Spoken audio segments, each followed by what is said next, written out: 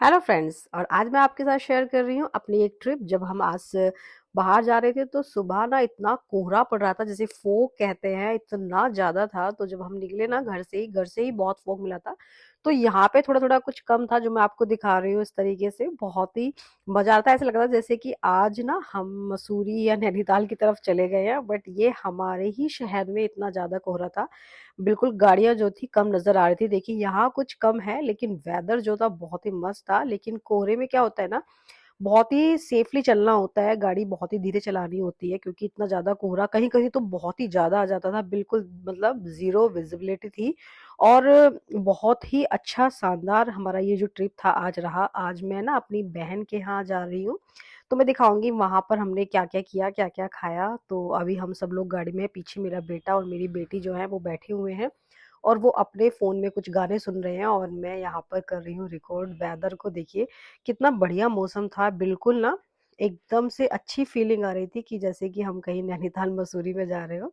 लेकिन ये वाला रास्ता जो है दिल्ली टू हाईवे वाला रास्ता है। जब हम उत्तराखंड से दिल्ली की तरफ जाते हैं तो वो रास्ता है। और यहाँ पर जो फोक का आलम है ना, वो बहुत ही जबरदस्त है फ्रेंड। और आप इधर इस मौसम में अगर आते हैं ना, तो आपको शिमला मसूरी जाने की भी जरूरत नहीं पड़ेगी। इतना ज्यादा कोहरा होता है, इतनी ठंडा होता है।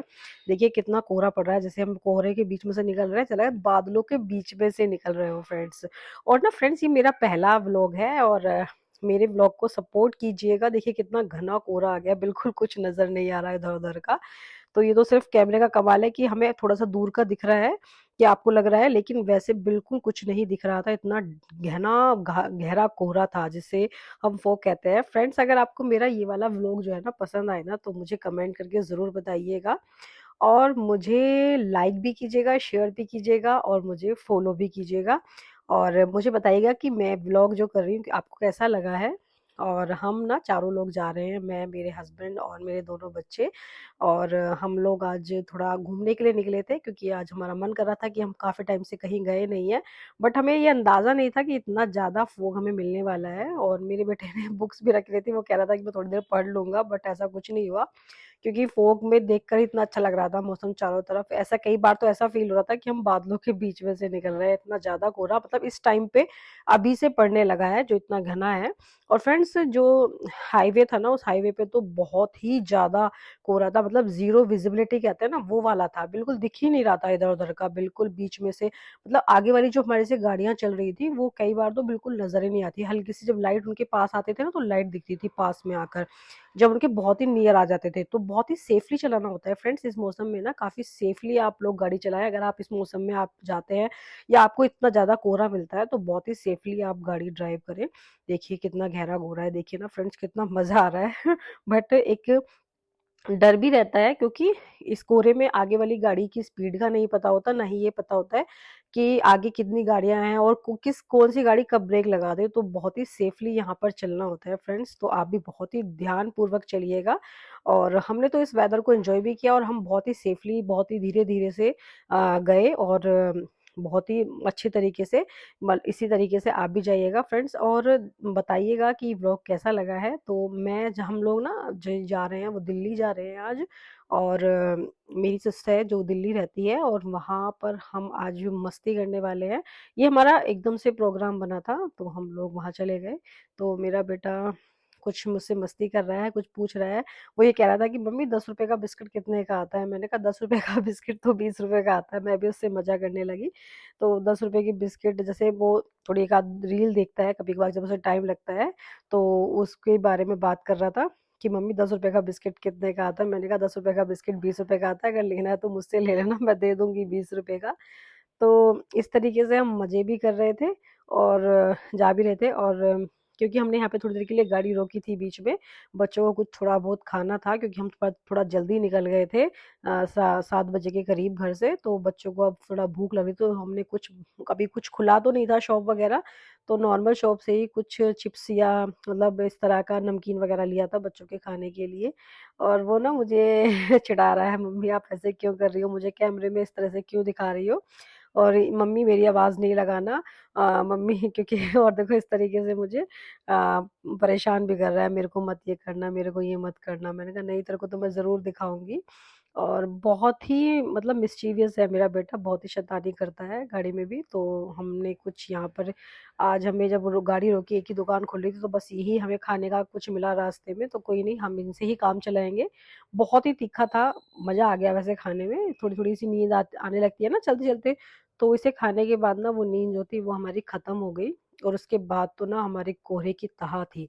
जब हम दिल्ली एक्सप्रेसवे पे चढ़े, तो उस पर तो कोहरा इतना ज़्यादा घना था कि वहाँ तो कुछ भी नज़र नहीं आ रहा था। गाड़ी जो है बिल्कुल नियर आने के बाद ही हमें नज़र आ रही थी फ्रेंड्स, इतना ज़्यादा कोहरा था। और यहाँ पे ना हमें कई मतलब एक्सीडेंट वाले गाड़ियाँ भी मिली जो आपस में टकरा जाती हैं अंधेरे की वजह से। तो बस सेफली कुछ लोगों को हुआ नहीं, बहुत अच्छे से भगवान की कृपा रही।